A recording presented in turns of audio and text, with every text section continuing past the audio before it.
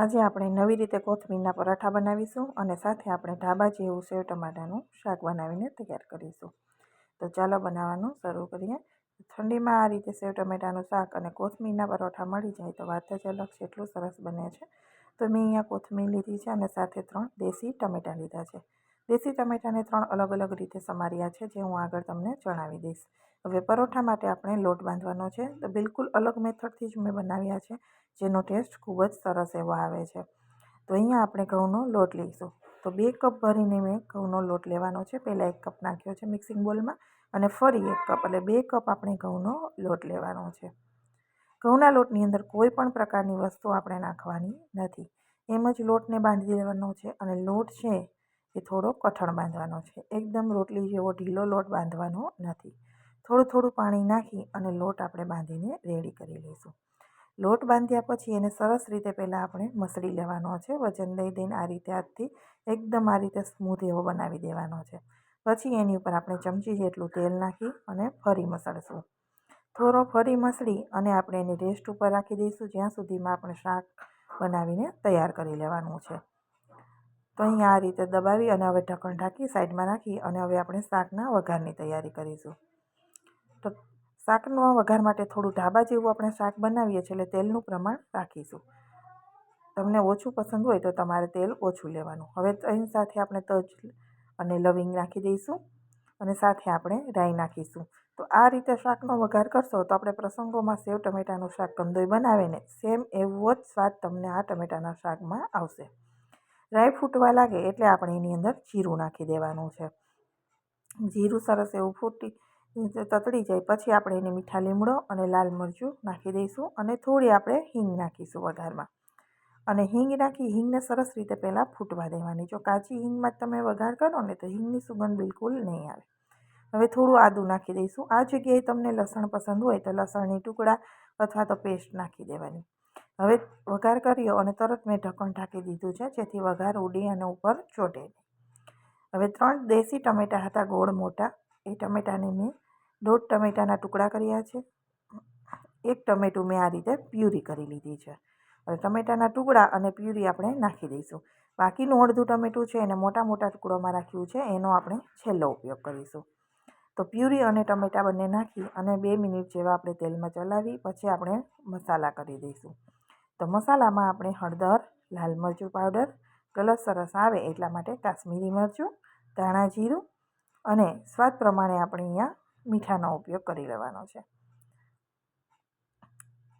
અને સાથે આપણે ગળપણ માટે ગોળ નાખીશું. તો જેટલું ગળપણ જોઈએ એ પ્રમાણે નાખવાનું. તો આપણે જે રેસ્ટોરન્ટ ધાબા જેવું શાક બનાવીએ છીએ તો એમાં ગળપણ પણ હશે અને તીખાશ પણ હોય. તો આ શાક છે એ ટેસ્ટમાં ખૂબ જ સરસ એવું લાગે છે.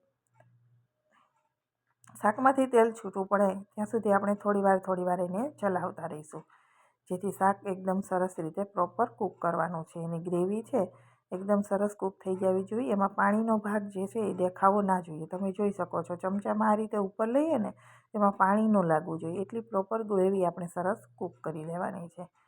ત્યાર પછી આપણે એની અંદર પાણીનો નાખવાનું છે. તો ગ્રેવી માટે અહીંયા આપણે પાણી નાખીશું. ગ્લાસ 1 પાણી મેં નાખ્યું છે, એટલે કે ટોટલ 1 કપ જેટલું અહીંયા પાણી નાખ્યું છે. પાણી નાખી આપણે મિક્સ કરી દઈશું. તો આ શાક છે એકદમ સરસ એવું બનશે. અને જો વધારે ગ્રેવી જોઈએ તો આગળ હું તમને જણાવીશ કે તમારે કેટલી ગ્રેવી જોઈએ છે, એ પ્રમાણે તમારે પાણી લેવાનું. ઢક્કણ ઢાંકી અને 3 મિનિટ જેવું આપણે ગેસની ફ્લેમ મીડિયમ રાખી અને ઉકળાવા દઈશું, જેથી તેલ ઉપર આવી જાય અને આપણું પાણીનો જે રસો છે એકદમ સરસ ઉકળવા લાગે ગ્રેવી. પછી જ આપણે એની અંદર બીજી વસ્તુ નાખવાની છે. જે અડધા ટમેટાના મેં મોટા ટુકડા રાખ્યા છે ને એ નાખી દઈશું, કારણ કે પહેલાં ટમેટા છે એકદમ ગ્રેવી જ બની જશે. તો આ રીતે થોડા ટુકડા ઉપર નાખવાથી એટલા ટુકડા દેખાશે. સાથે થોડા લીલા દેશી ધાણા જે અત્યારે બજારમાં આવે છે ખૂબ જ સરસ એ નાખવાના છે. એની સુગંધ બહુ મસ્ત લાગે છે. અને 1 કપ ભરીને અહીંયા ચણાના લોટની સેવ કે ઘરે બનાવેલી છે, તમે મોટા ગાંઠિયા પણ અહીંયા નાખી શકો છો બજારના. તો અહીંયા સેવ નાખી અને આપણે મિક્સ કરી અને હવે કવર કરી 5 મિનિટ માટે આપણે તેલ છૂટું પડે ત્યાં સુધી એને કૂક કરવાનું છે. જો ઉપર તેલ ના દેખાય કૂક થયેલું, તમને ઓછું હોય તો પણ સાઈડમાં દેખાવું જોઈએ ત્યાં સુધી કૂક કરો, જેથી આપણી ગ્રેવી પ્રોપર પાકે અને શાકનો ટેસ્ટ ખૂબ જ સરસ આવશે. એટલે હવે ઢાંકી અને ગેસની flame law to medium rakhi 5 minute આપણે રાખીશું. તમે જોઈ શકો છો 5 મિનિટમાં શાકની ઉપર તેલ છે એ દેખાય છે.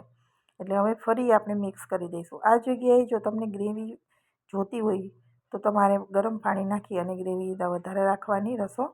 અને આ રસો છે એ ઠંડુ થતાં બિલકુલ રહેશે નહીં. જેવું રસોઈયા શાક આપણે સેવ ટમેટાના શાકમાં તેલ દેખાય પણ રસો બિલકુલ દેખાય નહીં એવું જ બની જશે. તો આ ઠંડુ થયા પછી હું તમને બતાવું છું. તમે જોઈ શકો છો કે આમાં રસો નથી, શાક અને તેલ જ છે. હવે આપણે પરોઠાની તૈયારી કરી લઈએ. તો પરોઠા આપણે લોટ છે એકદમ સરસ એવો સેટ થઈ ગયો છે મસળી. અને આપણે જે રોટલી બનાવવાની છે એવડો લુવો આપણે લઈશું. થોડી મોટી રોટલી હોય એટલો, એટલે મોટી રોટલી વણાય. તો પરોઠું છે એકદમ સરસ એવું બનીને તૈયાર થશે. તો આ રીતે લુવો લઈ લઈશું. લોટ આપણો સરસ એવો સેટ થઈ ગયો છે અને એમાંથી આપણે રોટલી વણી લેવાની છે. તો રોટલી અને પરોઠા બંને અલગ રીતે, પરોઠા અને જે શાક છે ટમેટાનું બંનેની મેથડ જે છે એ રીતે તમે બનાવશો ને તો તમને એવું જ લાગશે કે આપણે પ્રસંગમાં કંદોઈ બનાવે ને એવું જ ઘરે બનીને તૈયાર થયું છે. એવું સરસ સેવ ટમેટાનું શાક લાગશે અને કોથમીરના પરોઠાનો ટેસ્ટ બહુ સરસ આવશે સાથે. હવે રોટલી વણાઈ જાય, રોટલી જેટલી જ પાતળી આપણે રોટલી વણી છે મેં તમને આગળ બતાવી પણ એવી રીતે એકદમ પાતળી રોટલી વણી ઉપર તેલ સ્પ્રિંકલ કરી દઈશું. આછું મીઠું મેં અત્યારે અહીંયા ભભરાવી દીધું છે. લોટમાં પણ મેં મીઠાનો ઉપયોગ કર્યો નથી.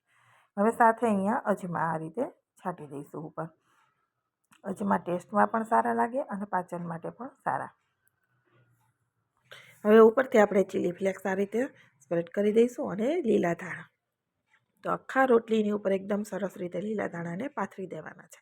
તો દેશી ધાણા છે તેની સુગંધ બહુ જ સરસ એવી આવે છે. બને ત્યાં સુધી દેશી ધાણાનો ઉપયોગ કરવો. ઉપર આ રીતે હલકા હાથે વેલણ આપણે ચલાવી દેવાનું જેથી આ ધાણા છે એ થોડા બેસી જાય.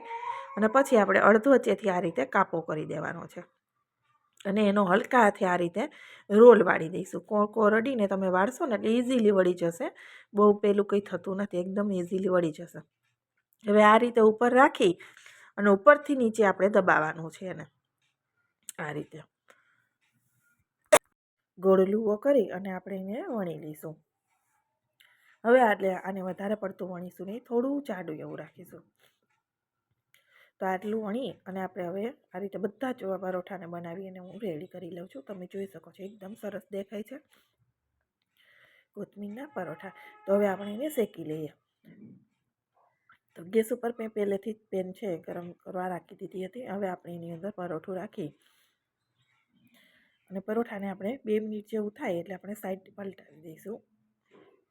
અને થોડું એવું તેલ છે એ ઉપરથી સ્પ્રેડ કરી દેવાનું. પછી એની સાઈડ પલટાવી દઈશું. આ રીતે આપણે પરોઠાને શેકી અને તૈયાર કરી દઈશું. તો એકદમ સરસ અને ઉપરથી ખસ્તા દેખાશે, લેયર તૂટશે. હું તમને આગળ પણ બતાવી દઈશ કે એના લેયર છે એ થોડા છૂટા થઈ જશે અને એકદમ ખસ્તા એવા અંદરથી પડે એવા બનશે લેયરવાળા. તો એકદમ સરસ રીતે આ રીતે બધા જ પરોઠાને આપણે શેકી અને તૈયાર કરી લેવાના છે. તો આ રીતે સેવ ટમેટાનું શાક અને પરોઠા બનાવશો તો ઘરના બધા જ લોકોને ખૂબ જ ભાવશે. તમે જોઈ શકો છો હું તવેથું ભરાવું ને તો આ રીતે એના લેયરો છે ને છૂટા થઈ ગયા છે. તો આપણા પરોઠા મેં અહીંયા બધા જ શેકી અને આ રીતે તૈયાર કરી દીધા છે. તો સેવ ટમેટાનું શાક અને પરોઠા આપણા તૈયાર છે. એની સાથે અત્યારે અથાણામાં રાયતા મરચાં હોય, ગાજર હોય તો એની લીલા મરચાંની ચટણી છે, પાપડ, તો સાથે ખાવાની ખૂબ જ મજા આવે છે.